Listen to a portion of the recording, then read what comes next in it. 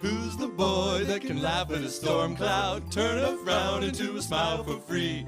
Who's the kid with a heart full of magic? Everyone knows it's Dylan. That's me.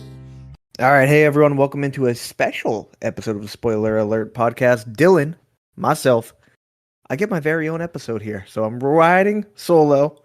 Ty is out doing Ty things, living his life to the best of his abilities, which are very, very capable abilities. So he's out there having a good time. So I'm going to take over here by myself, talking to myself in my office in front of a screen. It's a little depressing. You know, it'd be nice to have someone to converse with, but here I am. I'll continue to talk to myself. It's okay. So for this episode, I saw quite a few movies, a decent handful of movies that I've been wanting to see. Finally got around to seeing three pretty big watches that I've wanted to see that we've talked about before in the show. And those are going to include Suzume, Blackberry, and Somewhere in Queens. So I'm going to go and give a review for all three of those. Jump right into this. We're going to obviously start with upcoming movies of the week and then some movie news. Ty always has the movie news. Let's hope I do just as well. But jumping into the upcoming movies of the week, pretty slim. Yet again, only three movies that are really worth watching. There's some other ones that are coming out that I don't think anyone's going to ever see. One of them that did interest me, but I will definitely never see after I read about it a bit more. It's called Return of the Dark. And I'm like, okay, what is that? And so it doesn't really tell me anything. It's like, okay, it's a wizard movie. Great. And then I see writers. And under writers is J.K. Rowling. So I'm like, how did I miss this? I fucking love Harry Potter. How would I ever miss this? And here's how I missed it. Because she's only listed as a writer because she wrote the source material. And they are kind of running with that. So it is about James Potter. And Harry Potter is also in it. I don't know the story. It is a Turkish film, which was apparently already made back in 2020 called James Potter and the Lost Wand. It is an edit from that movie. As far as I can tell, it's only an hour and 10 minutes. This is not something I don't think very many people are going to see, but it interested me. I'm like, holy crap, Harry Potter. I love Harry Potter. Give me another Harry Potter movie. Watch the trailer, read the story. Yeah, I'm not seeing it. I apologize to the makers of that film. For what it is, it looks like they put a decent amount of work in it, but it just does not sound interesting at all. And if it doesn't have the full backing of JK, then I will not be seeing it. Ty just messaged me here because I was yelling at Craig for being a little bastard here. Craig is who records everything for us in the background, and he left the damn thing and said, oh, yeah, you're not talking, so I'm just going to leave. So fuck you, Craig. You're back. The two other movies that, well, sorry, I didn't even read one of the movies that people will care about. So let's start from the top. Insidious, The Red Door, yet another Insidious movie. I don't really know how I feel about it. I haven't seen like any of them past two, because after I saw two, I'm like, man, that kind of sucked. I didn't need to see that at all. So here we are, yet another one. This one currently sitting at a 6.1 out of 10 on IMDb. Let's see if we got any critic reviews that I care about. No, there's not. But yet another installation of this. Patrick Wilson is actually directing this one. We talked about this one a little bit in the previous episode. So this is the first movie he's ever directed, and he's involved in a ton of horror movies. Insidious, of course, being one, and then the Conjuring universe. He's obviously very involved in. So he's taking a shot at directing this one. So best of luck here. But honestly, there doesn't need to be any more Insidious films. However, myself and Ty will likely see it, because every now and then you gotta give the horror movies a shot, because they're gonna get buried in reviews. They always do, and we gotta make sure those reviews are accurate. So, Insidious coming out. If you enjoy horror movies, probably wait a little bit and don't spend the money. Next one here, Ty has already seen. He got an early showing here to Joyride. This is going to be a comedy. Follows four Chinese American friends as they bond and discover the truth of what it means to know and love who you are while they travel through China in search of one of their birth mothers. So sounds interesting enough. They're comparing it to Bridesmaids and movies of that sort with an all-female cast. Looks funny from the trailer, but it looks decent enough. And hey, it doesn't involve Aquafina, so that already makes it better. Hopefully, it is good, funny. Ty saw it. I'll give a little review here. He said it's about on par with No Hard Feelings, so that's a good point of reference. We will give a full review on that once Ty is back, since he is the one that saw it. The final one, probably one not many people are going to see because I never heard about it until I had to look up, what was coming out this week. It's called Summer Gold. It is Jerry O'Connell, and it says Justin Long, which was what really got me interested. But then when I go to the cast, he's not here at all. He's not the director. He's not a writer. I don't see him listed anywhere on this film other than the poster. So I don't know what that means, but his name is on it. Maybe he's just, in the background for 10 seconds or whatever he does since he did that Tusk movie with Kevin. I have no idea. But Summer Gold follows four best friends who are 12 years old on a heartfelt and comedic adventure as their parents send them to an off-the-grid summer camp. No phones, no devices, no Wi-Fi. So, big horror story for kids nowadays is, I'm assuming, what they're going for. There, the kids encounter four suspicious camp counselors. And they uncover the truth about Civil War gold that's been missing for almost 200 years and discover there's a whole world waiting to greet them if they just look up to see it. Sounds a little bit like the Goonies. They're going on a treasure hunt, which is funny because I think Jerry O'Connell was in the Goonies. No, Stand By Me. Stand By Me. So around the same time, Stand By Me also. Fantastic movie. He was Vern in that. And he don't look like that no more. He was a big old tubby, just like, sadly, I was back around that age. So good for you, Jerry.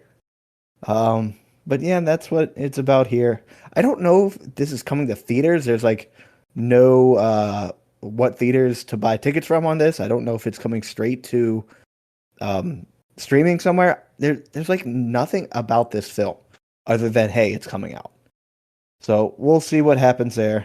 And hey, maybe it ends up being a surprise movie that people enjoy. Looking at the director, Caroline Zelder, she has made absolutely nothing. So again, I always worry about films where it's a director's first shot. We talked about it with Insidious. Patrick Wilson, yes, he's been around and involved with those movies, so hopefully that gives him a little boost there. But directing is no easy task, but we'll see what happens there. And now let's get into some movie news here. No surprise to anyone, but Indiana Jones is getting smacked around at the box office. They only did about $60 million the opening weekend, with their budget being $329 million for production, plus another $200 million in marketing, and Harrison Ford got $20 million. Can you imagine if they gave him just $20? Maybe he'd still do it. I don't know. But no one cares anymore. The audience of these films are aged out. It's like our parents' films, and when even I talk to, for some reason Indiana Jones is just nostalgic and everyone loves it, but it has never hit for me, honestly. And when I talk to people who grew up around that time, they didn't seem to care much about it either. So apparently there's a massive fan group for Harrison Ford and Indiana Jones. They make fun of it in South Park. That's exactly what they're doing. They're just molesting Indiana Jones to make a profit. And it looks like they're not going to. So hopefully that's the fucking end of it. Elemental, we talked about that having a pretty poor box office. Now Pixar is trying to blame it on Disney Plus, which is complete and utter nonsense. Sure, box office has been down for across the board pretty much, but Elemental is just, everyone's heard this story. It's the same thing. You just painted a new face on it and tried to sell it off. You guys, Pixar has not been original or good in a while. So we all know what happens when they fail. They just make another Toy Story movie because they know it will do well. So I find that complete nonsense to blame it on Disney Plus. Make a better movie. It's really what really what it is. People saw the trailer for Elemental and they're like, "Haven't we seen this?" And it's like, "Yes, you have many times." Some new images dropped for Deadpool 3 with Ryan Reynolds and Hugh Jackman there, back as Wolverine. So that's exciting. We know they were having some problems with the writer's strike and all that, but they continued filming. They just could not make any edits. They couldn't do any improv, stuff like that. But I am super excited for that film. Ryan Reynolds and Hugh Jackman are buddies in real life, so it'll be hilarious to see them in a film that is a comedy. It's not going to be like when it was in the X-Men film where, yeah, Ryan Reynolds always a comic relief for those movies. But it wasn't meant to be a comedy like Deadpool is, so we'll see what happens there. And now the toy maker Mattel is trying to make more movies based off of their toys after Barbie. So obviously Barbie is a film coming out here with a lot of hype behind it. You get Ryan Reynolds, not Ryan Reynolds. I just talked about Ryan Reynolds. Ryan Gosling and Margot Robbie in this one. Obviously, everyone's excited to see them in this. So now they're trying to make even more movies based on their toys. 13 have already been announced, including a He-Man and a Polly Pocket movie. The He-Man one makes sense. I don't know how you make a movie out of Polly Pocket, but then again, they're making a movie based off of Barbie, so maybe it's the same exact thing. We'll find out. But apparently there are still 45 in development that they're talking about. So we're going off the rails here, making toy movies, and it'll be interesting to see how those turn out, especially this one. There is going to be an adult-focused Barney movie. First of all, I didn't know Barney was Mattel, which is also interesting. But I don't know how that movie worked unless they try to go full, Winnie the Pooh, Blood and Honey nonsense. And they did state it is similar to an A24-like film.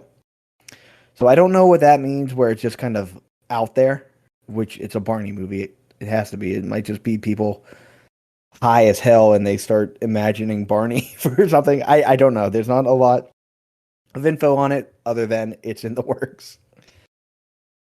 And then speaking of Barbie, Greta Gerwig, who is the director of that, is set to make 2 Chronicles of Narnia films for Netflix. So that sounded interesting enough until the last 2 words for Netflix. But Netflix has money. They're going to spend it on junk. It'll be interesting to see. We talked about Indiana Jones kind of being phased out. No one really cares anymore. How many people really care about Chronicles of Narnia anymore? That was my generation. We read the books, we saw the original films, and yeah, they were pretty good. They weren't amazing, but they were good. They tried to rival Harry Potter, which didn't work out for them. So again, it feels like a nostalgia play, which everything seems to be nowadays. I am not excited for it. Might be one that I end up watching just to review for the show. But honestly, don't really care. So let's get into the movies that I saw over the past week. So I saw 3, Suzume, Blackberry, and Somewhere in Queens, all very different from each other. So let's kick it from the top here. The first one I saw was Somewhere in Queens. So we talked about this movie before. It didn't get a very wide release, but it is now available to watch on Prime Video. So story is that Leo and Angela Russo live a simple life in Queens, surrounded by their overbearing Italian-American family. When their son, Styx, that's his nickname, finds success on his high school basketball team, Leo tears the family apart, trying to make it happen. So Ray Romano wrote and directed. He also stars in it. And overall, I really enjoy this movie. This seems to happen all the time where I'm like, this movie is so good. It starts off great for the first half, first 3 quarters, and then it's like they don't know what to do afterwards. And they either make dumb plot decisions that don't really make sense, or it just drags on too long and nothing's really happening. It slows down and then it just gets boring. That happens a lot. And you're going to hear me say that same thing for all 3 of these movies. that I'm reviewing here. Now, again, I just said I really like this movie, and I did. Um, it ended up a 7 out of 10. I was ready to give it an 8 or a 9. 9 probably halfway through, and 8 probably 3/4 of the way through. By the end, I ended up at a 7. That's just how it goes. But it was very enjoyable. I come from an Italian American family, so there's a lot of fun things you see there. The Sunday dinners that are at 1 p.m. Everyone in the world comes over with your family, massive family. Everyone eats, everyone's loud, and it's an enjoyable time. They invite Styx's girlfriend there to witness it for the first time, and obviously she's all nervous, but it is a heartfelt movie. Essentially, Ray Romano's son, Styx, very good at basketball, very, very good at basketball, but he plays at a small school in Queens, so he's not really getting noticed. But during their last game, there was a scout there, but he was there scouting the other team. However, Styx is good enough that he also got noticed. Was like, is he going to college? He's like, no. He's like, he should. And so it kind of goes off from there. It makes Ray Romano's character really want to get his son into a college, somewhat for selfish reasons and somewhat for, that's where he thinks his son will thrive. Otherwise, he's just going to end up in the family construction business, which he really doesn't want for his son because that's what he does and he doesn't enjoy it.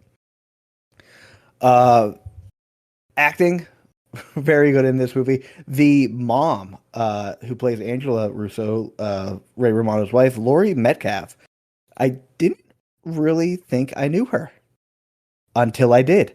I started looking her up, and I'm like, oh, she's in all the Toy Story movies. Who's Mrs. Davis? And that is Andy's last name. So he is Andy's mom in all the Toy Story movies. So never knew that. That was fun to see. She's very, very good in this film. Probably stands out ahead of everyone. Without going into too many details to spoil the movie, her character is very emotional for multiple reasons. But I won't go into that and spoil it. It is definitely worth a watch, and it is streamable now. You can see it. Eric Griffin's in it. If you've seen Workaholics, you know Eric Griffin. He is hilarious. He plays a DJ, and there's always some event going on. There's a christening going on. There's a first communion going on. There's birthdays, weddings, whatever. And he's the DJ in all of these. And if you know him, you know he's funny. So it's really a coming of age story, not just for the son. He doesn't really know what he wants to be. He's kind of just being told what he should be. And then throughout it, he kind of figures it out, of course. And then it's kind of the same for Ray Romano's character, where you don't get his whole background told to you, but you can kind of piece it together, where he sounds like he probably had big dreams when he was younger. They didn't happen. He ends up working for the family business, and he's been there forever. He's never done anything else. He's lived in the same city of Queens his whole life. He's Bureau of Queens.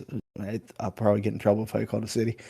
But he's lived in Queens his whole life. He's been with the same woman his whole life. So he kind of lives vicariously through his son. And that is really what drives the story. Now, it is only an hour, 46 minutes long. And this goes back to what I said at the beginning. It felt like it dragged a little bit in the second act. But it ends very, very well. And it's an ending that, maybe isn't completely expected, or an ending that you want, but that at the same time, that's enjoyable because it's different. And that's what I liked about this movie, was just how different it was. It wasn't trying to conform to basically, this son's a prodigy. He needs to go and be discovered, and he's going to become this next big star, go to the NBA. It isn't like that at all. It's realistic and highly, highly enjoyable. So give it a go. It's streamable now. Like I said, gave it a 7 out of 10. Let me see where that puts it in our yearly rankings. Now, it's going to be a little bit skewed because Ty has not seen this film yet. So it's currently sitting in 7th place. If Ty comes in and watches it and he likes it more than I did, maybe it gets a bump. It goes in ties for 6th or 5th place. If he doesn't like it as much, then we'll obviously drop down. So 7 out of 10 is what I gave it. It is worth a watch. It isn't too long, but that middle act kind of drags a little bit. The next film I watched was Blackberry. So Blackberry, obviously the story of the phone. The Blackberry phone, how it came to be, how it came to end, and by now we kind of know that story. I never owned a Blackberry. That was it felt like it was only for people who had a career. So my dad had like a bunch of different Blackberries, and I remember playing with them. The buttons were so tiny. Like you had to push them with your fingernails if you wanted to hit one of those little keys. But it was the phone. If you were a businessman, you had the Blackberry. And so it's the story of how they started, both on the tech side and from the business side. So the tech side is obviously Mike's character, who started the company to end up creating the Blackberry, and then Jim Glenn Howerton's character, which I'll get to him. He's fantastic. He is the business side.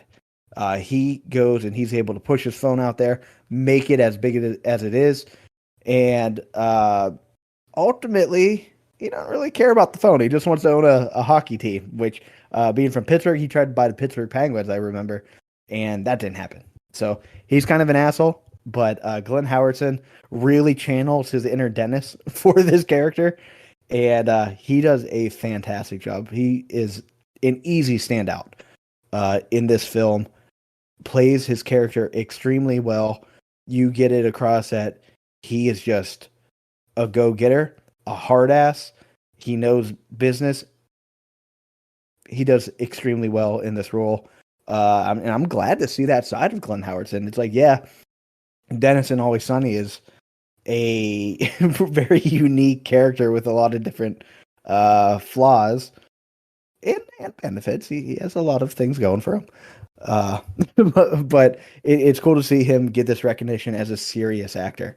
And I really, really do want to see him in more. Again, it is exactly 2 hours here, and it had the same problem that the last film did. That it starts off just shot out of a cannon. I was so into this movie. I'm also a little nerdy, so I enjoy hearing all the tech side of things. And that's how the movie starts, is more focus on the tech. How did they build this BlackBerry prototype? How did they get it to market when Glenn Howerton's character comes into play and needs to push it out there? So like I said, it starts off fast, and then it slows down, once they hit we'll call it the top. Once they are the phone that everyone wants, kind of the original smartphone is what they're going to call it. And it's very exciting and enjoyable throughout it all. There's laughs in it just because of how wild Glenn gets, and how nerdy Jay's character is. But it's good. Very well acted. Story is great. And for a true story, yes, everything gets fluffed up when they need to make a movie about it. But from what I've kind of researched and read, this is kind of how it was. It was wild. There was a bunch of nerds making these products, and they were very much the startup type companies you hear about. They have movie nights, they play games. They're not completely focused on the work. And Glenn's character is like, oh no, you are now completely focused on the work, and that's going to be it. And he just completely makes it a successful business, a successful company, a successful phone. But you lose some of that joy that the tech guys were getting out of it. So again, I would say probably an hour into it, that's when it starts to slow down. They're at their peak. They're doing very well. And then it just kind of drags a little bit. It's a little boring. Characters shift, their changes. Glenn's character now doesn't give a shit about BlackBerry. Like I said before, he just wants to buy a hockey team, which was interesting to me, because he's trying to buy the Penguins, my team, and that probably won't be as interesting to everyone. And there's a distinct slowdown there. The end, everyone knows the end. It's not a spoiler at this point. We lived through it. The iPhone came and wiped the floor with Blackberry. And they get into that, which is interesting to see how they reacted to that. How much of that is true of how they reacted is an interesting question. If they actually did react like that, because they had no answer to the iPhone. They tried. It didn't work. Name one person that has a BlackBerry anymore. It's nobody. The other interesting part is, being investigated for some fraud. Again, if you're not into that type of stuff, that type of world, probably not the movie for you, because it gets less funny and interesting and more, oh shit, we're gonna get fined a whole bunch and in a bunch of trouble because of certain things we did, which again, I'll leave that to the movie, or if you want to just look it up, you'll find the same exact thing that happened. So this one, again, it's streamable. Worth a watch. I ended up giving this also a 7 out of 10. Now, you're like, okay, which was better? Which would you recommend? Now, it depends on the person, right? And that's why rating movies is so difficult when you give it a static number, because that static number doesn't mean the same thing to everyone. So, if you are more into heartfelt coming of age comedic stories, Somewhere in Queens is your movie. If you want some biography about one of the world's first smartphones, obviously BlackBerry. It's a pretty easy line here, actually. When you're trying to distinct it. As far as a movie goes, I gave them 7s, mostly because both of them had those distinct slowdowns, and then you just kind of lose interest as the movie continues. Still, story-wise, acting-wise, incredible in both films.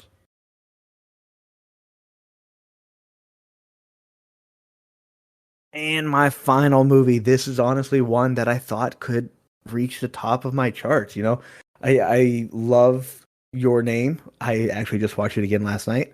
It is such a phenomenal film. Beautiful animation, beautiful colors, great story. Not the most unique story, like we've seen it before, but it is just beautiful. It really is. So I was super excited for Suzume for a while. I think it might have been like the first episode we had of the show where I'm talking about it, and now I was finally able to find and watch it, and I was let down a little bit. I will be honest, I was let down. Of the 3 movies I'm talking about here, this is going to get my lowest score. Now, doesn't mean it's absolute trash. Don't go watch it, stuff like that. I ended up giving it a 6 out of 10 for a few reasons. One, like I said with the other 2, drastic slowdown, an hour into it. And it's almost on the dot an hour into it, because I remember thinking, like, oh man, is this already over? It felt like it could have ended right there. And honestly, if it would have ended right there, this would have been an 8 out of 10 movie. But it didn't end right there, and it kept going on. And it dragged, it was slow, it was kind of the same thing over and over, trying to accomplish their goal. And let me just get into that a little bit. So the story is, there are these doors throughout Japan, and they need to be kept shut. And if they're not shut, this giant worm comes out, and that nobody can see except certain people who have walked through those doors. And it causes massive earthquakes and can cause a lot of destruction, deaths, etc. So that's what they're trying to do. That's what they're trying to accomplish. So after the first hour, like I said, it felt like it could end here. It did not. It gets extremely repetitive, where they're just going to where the next door opens. They're like, oh, we gotta shut this door. All right, we shut it. Oh, there's another door. Let's go get that one. And then they shut it. So it's repetitive. You know what's going to happen when they go and find these doors. And then as things go on towards the end, you get more questions than answers. There's elements to the movie that happen that are never explained, and it's really, really bothersome. They're like, wait, this didn't happen through 90% of the movie, but now you're saying the doors can do this thing? Again, I'm trying to be vague here just because I don't want to spoil too much. Our show's called Spoiler Alert, so I'll do a little spoiler section here at the end. But there are things that are never explained, and it hurts. So, yeah, this got my lowest rating, 6 out of 10. It was not nearly as good as Your Name. I again highly recommend seeing that if you have not. It was about on par with Weathering with You. I believe I gave Weathering with You a 7 out of 10, but it was pretty close to that. And then the other film that Makoto Shinkai created, The Garden of Words, it was better than that. I was not a fan of Garden of Words. So again, it's worth a watch, especially for the sheer beauty of the animation. It's honestly some of the best animation I've seen. You know, people talk about Demon Slayer and the animation there. It's a different style, right? This is more bright and more focused on the environment than the movement. There's no real fighting in this movie, but it just looks incredible. Sadly, the story did not hold up. However, there is partially a reason I believe this movie is being rated so high. It's currently a 7.8 out of 10 on IMDb, 77 out of 100 on Metacritic. And that is because it's essentially a tribute to those who passed away due to an earthquake / tsunami in Japan in 2011. And it does do a good job of that. It's a very nice tribute to those who lost their lives. However, I'm trying to be non-biased around that. And give the movie a score based on what it really is. You know, if you didn't know that, that's how you would score it, and that's what I did. I didn't know this was based on a real thing until after I watch a movie. I always go to the trivia and look at some stuff, and that's what it says. So again, it's worth a watch, but mostly for the animation. If you can not think about the story too much, you'll enjoy it that much more. So let me just hit some spoilers for this. So spoiler here, and right after this, I am going to end the episode. So we will see you next time. Hopefully I'm joined with my other half here, and we can discuss some more movies. All right, here we go. So some spoilers for Suzume. Like I said, they have to go around. They have to shut these doors because the big old worm is going to come out, and it's going to cause an earthquake and kill a bunch of people. Now, when I was talking about some things that never get explained, here is one of them. So it's obvious Suzume's mom died when she was young. She's being raised by her aunt, and you never really find out why until the end. She was killed by one of these earthquakes. And so the other character that she's running around with, losing Sota, Souta, he's the one who it's his job to go and shut these doors. She runs into him and kind of tags along because she essentially fucks up the thing that's blocking the worm from coming out, and now she joins this guy to fix that mistake, and he gets turned into a chair by a cat. Yes, this is extremely confusing, and that's actually what happened. So now he's a chair, so he needs help shutting these doors while finding the cat that turned him into a chair, and the cat turns out was the relic or whatever that was keeping the door shut and the worm out. So they run through this whole thing, and an hour into it, this is where I wanted it to end. They learn that Sota is now the relic as a chair that will keep the worm out. So essentially, they have to sacrifice him to keep the worm out.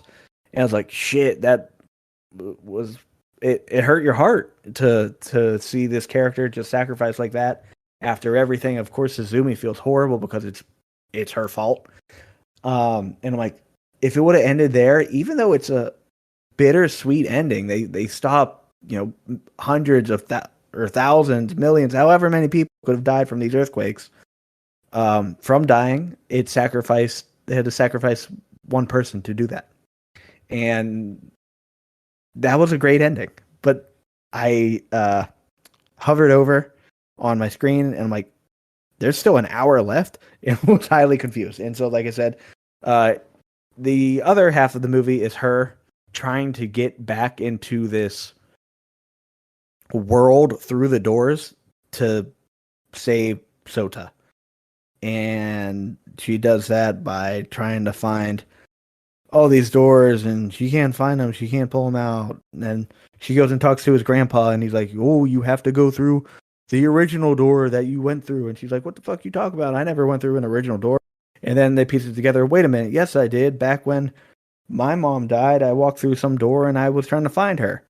So anyway, she goes back to her hometown that was destroyed, goes through the door, and immediately, this has never happened within the doors. There's never been any fucking time travel through the doors. But somehow she sees herself when she's like 4 years old or something, looking for her mom. And it's never explained. Like, why this door can just go through time somehow. And she ends up bumping into her old self and is like calming her down and everything. And it just never explained. And that's how the movie opens as well. It's this little girl looking for her mom, who you find out is Suzume. And then an adult shows up. You don't see her face. You don't see anything about her. You just know an adult shows up, and then it continues the film. Now you know that adult that shows up was herself. And again, never explained how just this one door does time travel. So I don't know. It was annoying. The other bit that was annoying, she was, of course, able to save Sota. And then the cat that was originally the relic is like, oh, man. Yeah, I guess I'll just go back to being the relic, huh? And then the cat turns into a relic, and they shut the door, and it fucking ends. So it went full circle. So nothing changed at all. It's like, cool, we learned about Suzume's past, but plot-wise, there was no progression. You end up back where you were, except now she has a buddy, Sota, and she knows about these worm doors. But we're back to everything being fine, and the cat's still the relic. There was no sacrifice at all. So, yeah, that's why I dropped it a good bit, because it was not the best plot. So, hopefully that explains it a bit. Hopefully that explains why I gave it the rating I did. It slows down tremendously. Honestly, this might be the same recommendation I give for when I'm telling people to watch Death Note. On Death Note, you stop at episode 26. It's over. Nothing else happens. There's no second L or anything like that. Nope, not a thing. So it might be the same here. After an hour, pretend it's over. Pretend that Sota is gone. He is now the relic that keeps the big old earthquake worm from harming Earth. So that's how I recommend watching it, because you will just be disappointed if you continue from there. But that is where I will end the episode. Hopefully I did okay for my solo episode. I'm going to try to put this little audio at the beginning where the South Park, it's Butters, that's me. And that's going to be me editing out this episode. But we'll be back next week, likely with some Mission Impossible talk. So we will see you then. Take care. Bye-bye.